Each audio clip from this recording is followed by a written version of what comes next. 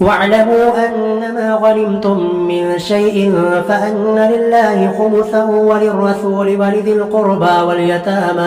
واليتامى والمساكين وابن السبيل إن كنتم آمنتم بالله وما أنزلنا على عبدنا يوم الفرقان يوم التقى الجمعان والله على كل شيء قدير إذ أنتم بالعدوة الدنيا وهم بالعدوة القصوى والركب أسفل منكم ولو تواعدتم لاختلفتم في الميعاد ولكن ليقضي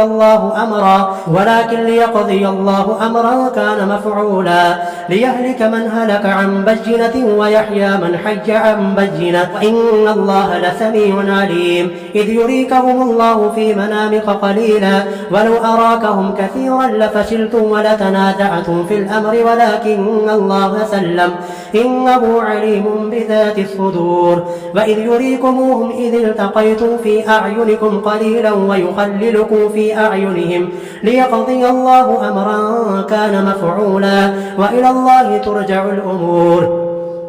يا أيها الذين آمنوا إذا لقيتم فئة فاثبتوا واذكروا الله كثيرا لعلكم تفلحون وأطيعوا الله ورسوله ولا تنازعوا فتفشلوا وتذهب ريحكم واصبروا إن الله مع الصابرين ولا تكونوا كالذين خرجوا من ديارهم بطرا ورئاء الناس ويصدون عن سبيل الله والله بما يعملون محيط وإذ زين لهم الشيطان أعمالهم وقال لا غالب لكم اليوم من الناس وإني جار لكم فلما تراءت الفئتان نكص على عقبيه وقال إني بريء منكم إني أرى ما لا ترون إني أخاف الله والله شديد العقاب إذ يقول المنافقون والذين في قلوبهم مرض غر هؤلاء دينهم ومن يتوكل على الله فإن الله عزيز حكيم ولو ترى إذ يتوفى الذين كفروا الملائكة يضربون وجوههم وأدبارهم وذوقوا عذاب الحريق ذلك بما قدمت أيديكم وأن الله ليس بظلام للعبيد كدأب آل فرعون والذين من قبلهم كفروا بآيات الله فأخذهم الله بذنوبهم إن الله قوي شديد العقاب ذلك بأن الله لم يك مغيرا نعمة أنعمها على قوم حتى يغيروا ما بأنفسهم وأن الله سميع عليم كدأب آل فرعون والذين من قبلهم كذبوا بآيات ربهم فأهلكناهم بذنوبهم وأغرقنا آل فرعون وكل كانوا ظالمين إن شر الدواب عند الله الذين كفروا فهم لا يؤمنون الذين عاهدت منهم ثم ينقضون عهدهم في كل مرة وهم لا يتقون فإما تثقفنهم في الحرب فشرد بهم من خلفهم لعلهم يذكرون وإما تخافن من قوم خيانة فانبذ إليهم على سواء إن الله لا يحب الخائنين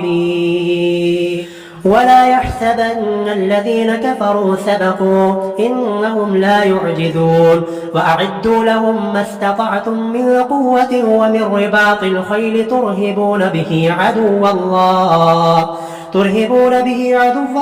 وعدوكم وآخرين من دونهم لا تعلمونهم الله يعلمهم وما تنفقوا من شيء في سبيل الله يوفى إليكم وأنتم لا تظلمون وإن جنحوا للسلم فاجنح لها وتوكل على الله إنه هو السميع العليم وإن يريدوا أن يخدعوك فإن حسبك الله هو الذي أيدك بنصره وبالمؤمنين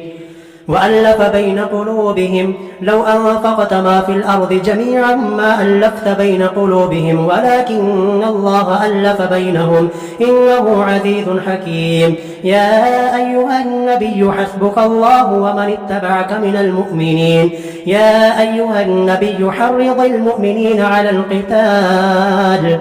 إن يكن منكم 20 صابرون يغلبوا 200 وإن يكن منكم 100 يغلبوا 1000 من الذين كفروا بأنهم قوم لا يفقهون الآن خفف الله عنكم وعلم أن فيكم ضعفا فإن يكن منكم 100 صابرة يغلبوا 200 وإن يكن منكم 1000 يغلبوا 2000 بإذن الله والله مع الصابرين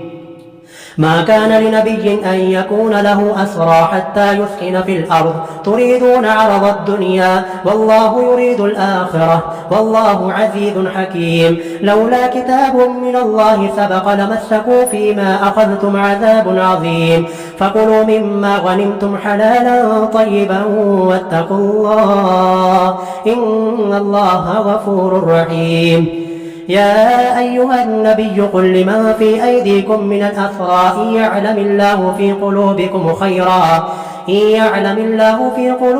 خيرا يؤتكم خيرا مما أخذ منكم ويغفر لكم والله غفور رحيم وإن يريدوا خيانتك فقد خانوا الله من قبل فأمكن منهم والله عليم حكيم إن الذين آمنوا وهاجروا وجاهدوا بأموالهم وأنفسهم في سبيل الله والذين آووا ونصروا أولئك بعضهم أولياء بعض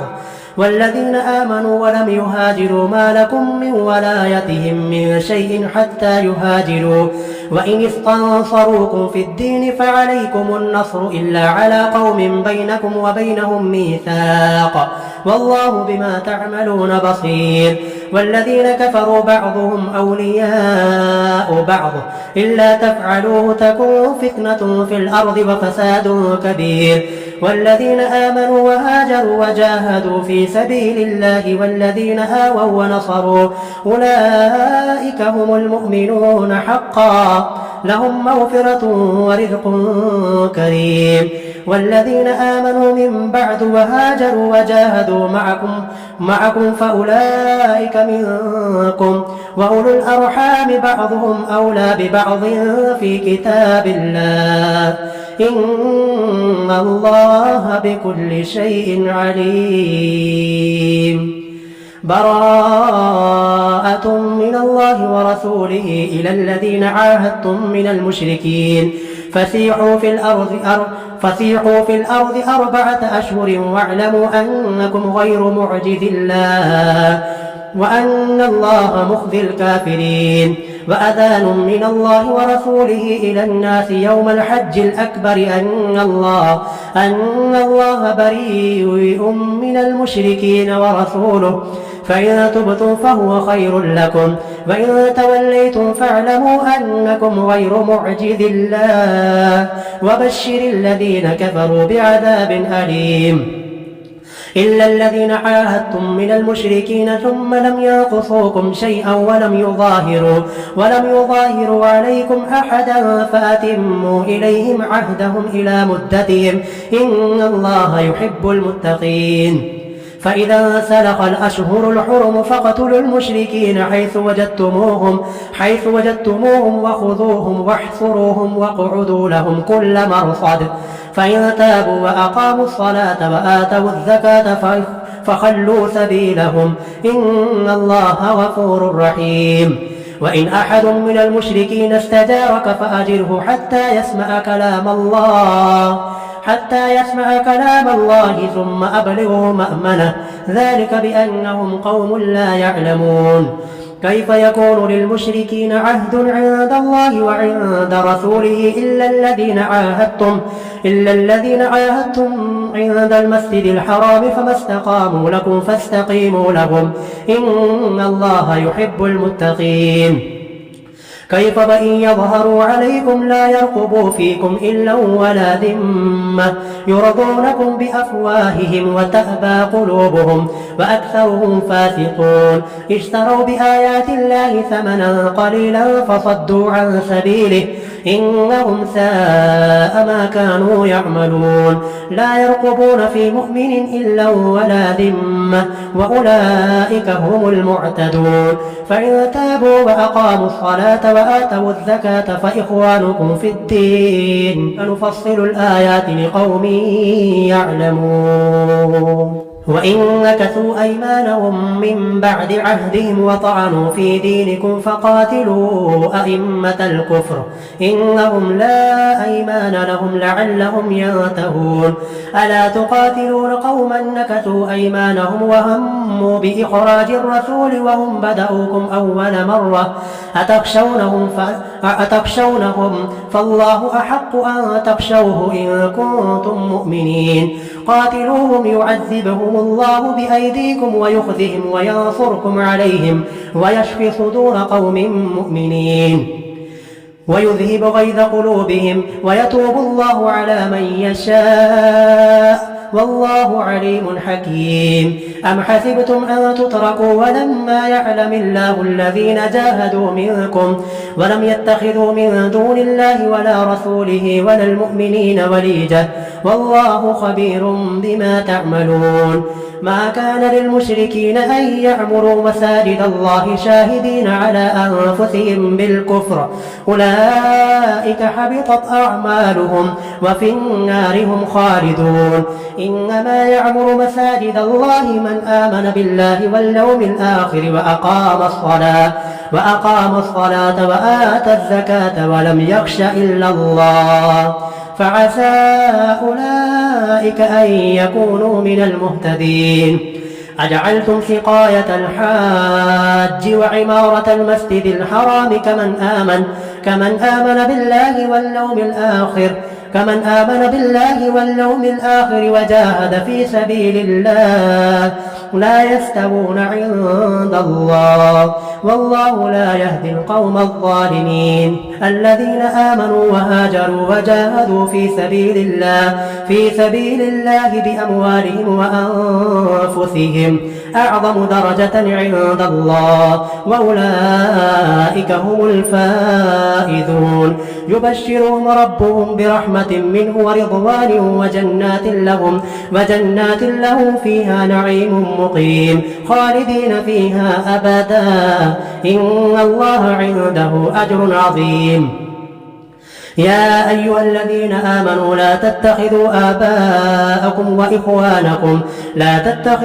آباءكم وإخوانكم أولياء إن استحبوا الكفر على الإيمان ومن يتولهم منكم فأولئك هم الظالمون قل إن كان آباؤكم وأبناؤكم وإخوانكم وأزواجكم وعشيرتكم وأموال اقترفتموها وتجارة تخشون كسادها ومساكن ترضونها أحب إليكم من الله ورسوله وجهاد في سبيله فتربصوا حتى يأتي الله بأمره والله لا يهدي القوم الفاسقين لقد نصركم الله في مواطن كثيرة ويوم حنين إذ أعجبتكم كثرتكم فلم تغن عنكم شيئا وضاقت عليكم الأرض بما رحبت ثم وليتم مدبرين ثم أنزل الله سكينته على رسوله وعلى المؤمنين وأنزل جنودا لم تروها وعذب الذين كفروا وذلك جزاء الكافرين ثم يتوب الله من بعد ذلك على من يشاء والله غفور رحيم يا أيها الذين آمنوا إنما المشركون نجس فلا يقربوا المسجد الحرام بعد عامهم هذا وإن خفتم عيلة فسوف يغنيكم الله من فضله إن شاء إن الله عليم حكيم قاتلوا الذين لا يؤمنون بالله ولا باليوم الآخر ولا يحرمون ما حرم الله ورسوله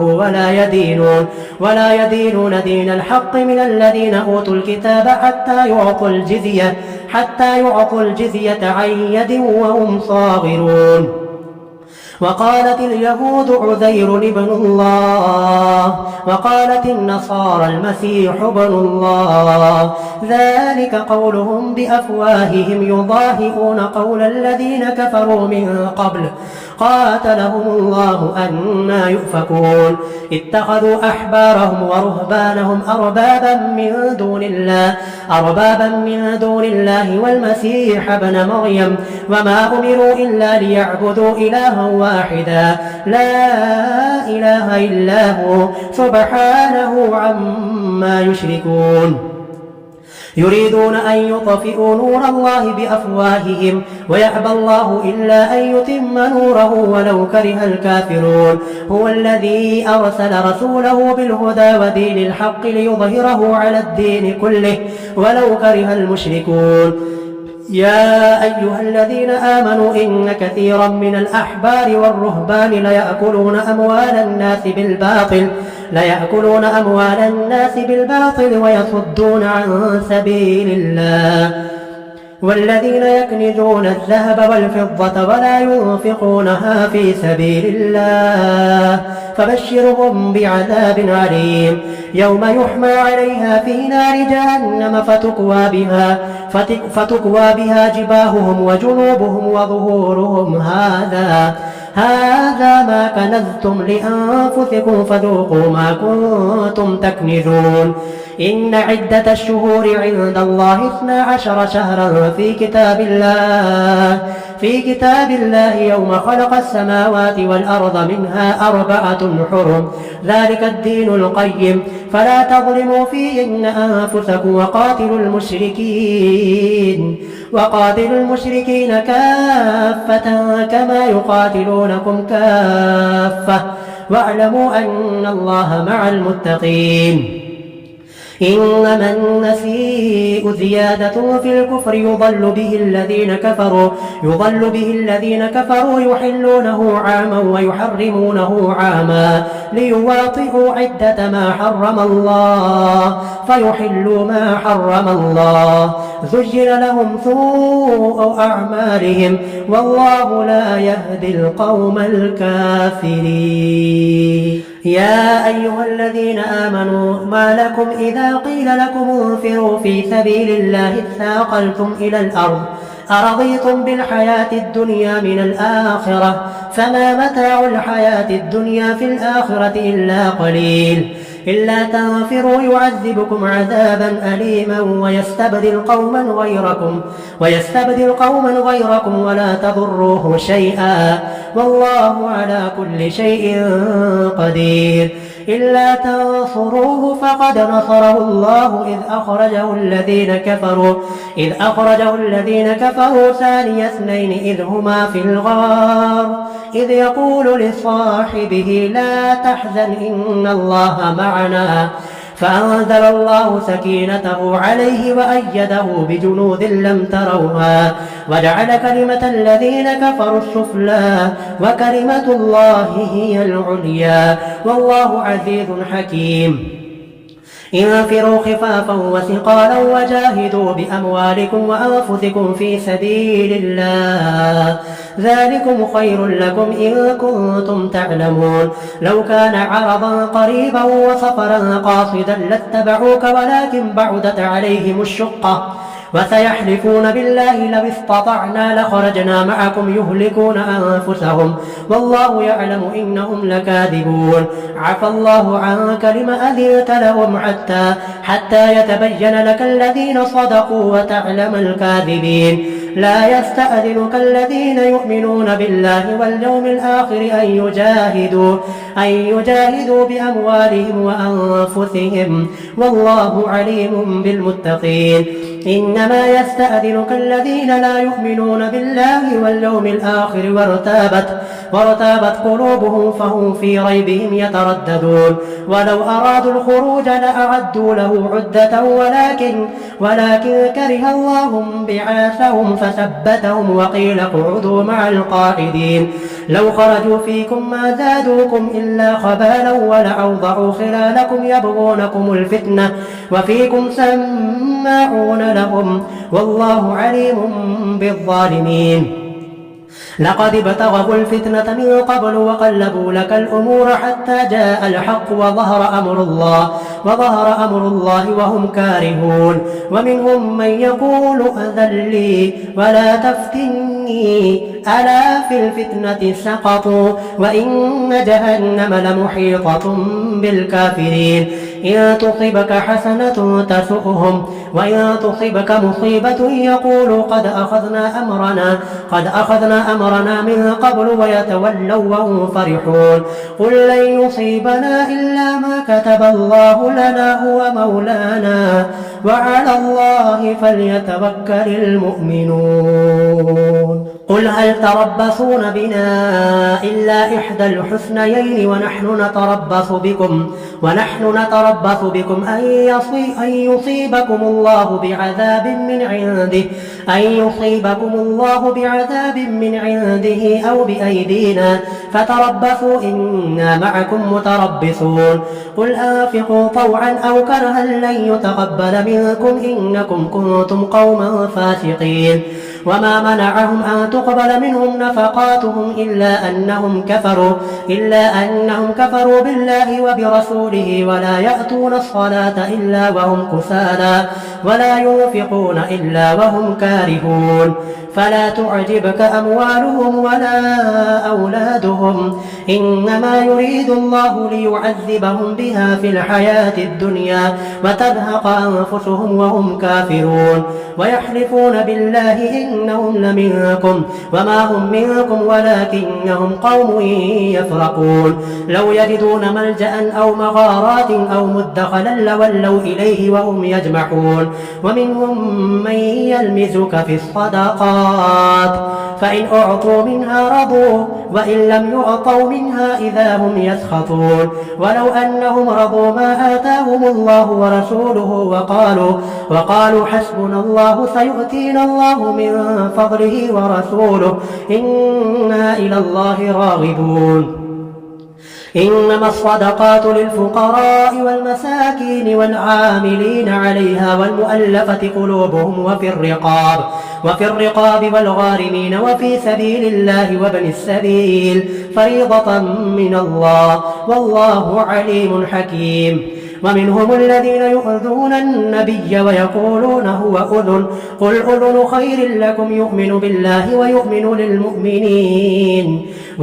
للمؤمنين ورحمة للذين آمنوا منكم والذين يؤذون رسول الله لهم عذاب عليم. يحلفون بالله لكم ليرضوكم والله ورسوله أحق أن يرضوه إن كانوا مؤمنين. ألم يعلموا أنه من يحادد الله ورسوله فأن له نار جهنم خالدا فيها ذلك الخزي العظيم. يحذر المنافقون أن تنزل عليهم سورة تنبئهم بما في قلوبهم قل استهزئوا إن الله مخرج ما تحذرون. ولئن سألتهم ليقولن إنما كنا نخوض ونلعب قل أبالله وآياته ورسوله كنتم تستهزئون لا تعتذروا قد كفرتم بعد إيمانكم إن نعفو عن طائفة منكم نعذب طائفة بأنهم كانوا مجرمين. المنافقون والمنافقات بعضهم من بعض يأمرون بالمنكر وينهون عن المعروف ويقبضون أيديهم نسوا الله فنسيهم إن المنافقين هم الفاسقون. وعد الله المنافقين والمنافقات والكفار نار جهنم خالدين فيها هي حسبهم ولعنهم الله ولهم عذاب مقيم. كالذين من قبلكم كانوا أشد منكم قوة وأكثر أموالا وأولادا فاستمتعوا بخلاقهم فاستمتعتم بخلاقكم كما استمتع الذين من قبلكم بخلاقهم وخضتم كالذي خاضوا أولئك حبطت أعمالهم في الدنيا والآخرة وأولئك هم الخاسرون. ألم يأتهم نبأ الذين من قبلهم قوم نوح وعاد وثمود وقوم إبراهيم وأصحاب مدين والمؤتفكات أتتهم رسلهم بالبينات فما كان الله ليظلمهم ولكن كانوا أنفسهم يظلمون. والمؤمنون والمؤمنات بعضهم أولياء بعض يأمرون بالمعروف وينهون عن المنكر ويقيمون الصلاة ويؤتون الزكاة ويطيعون الله ورسوله أولئك سيرحمهم الله إن الله عزيز حكيم. وعد الله المؤمنين والمؤمنات جنات تجري من تحتها الأنهار خالدين فيها ومساكن طيبة في جنات عدن ورضوان من الله أكبر ذلك هو الفوز العظيم. يا أيها النبي جاهد الكفار والمنافقين واغلظ عليهم ومأواهم جهنم وبئس المصير. يحلفون بالله ما قالوا ولقد قالوا كلمة الكفر وكفروا بعد إسلامهم وهموا بما لم ينالوا وما نقموا إلا أن أغناهم الله ورسوله من فضله فإن يتوبوا يك خيرا لهم وإن يتولوا يعذبهم الله عذابا عليما في الدنيا والآخرة وما لهم في الأرض من ولي ولا نصير. ومنهم من عاهد الله لئن آتانا من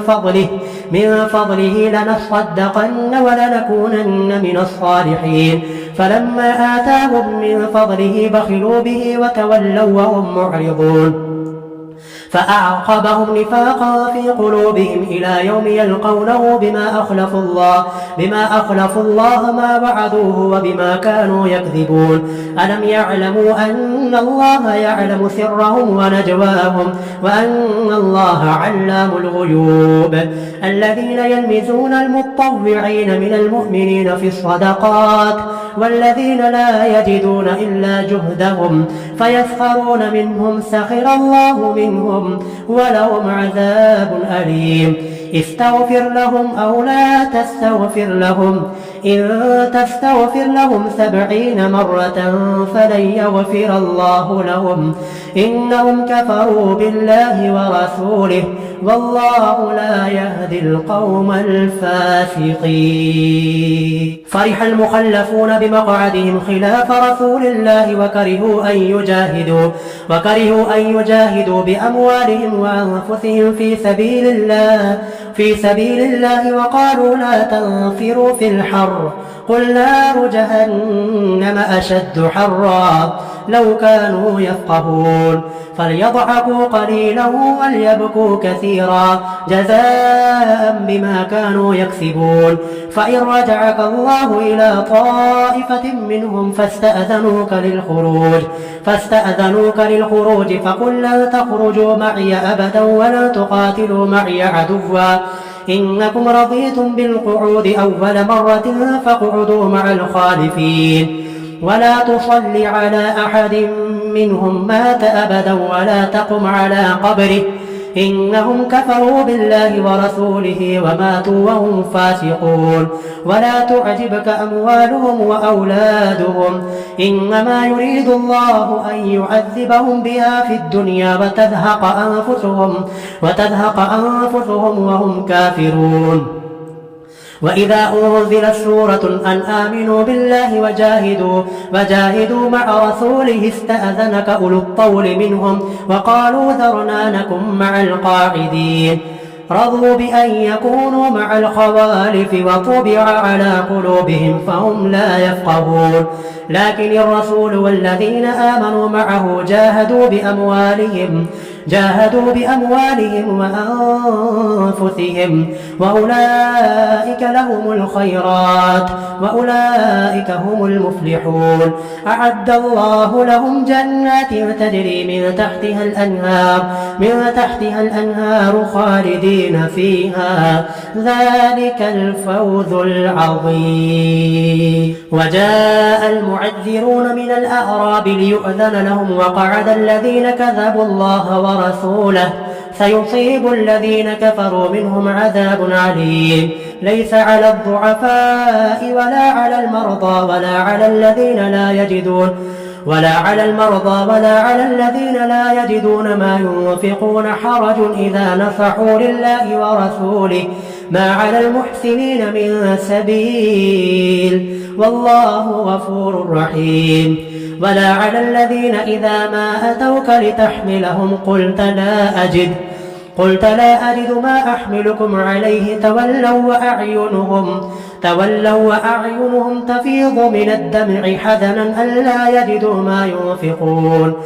إنما السبيل على الذين يستأذنونك وهم أغنياء رضوا بأن يكونوا مع الخوالف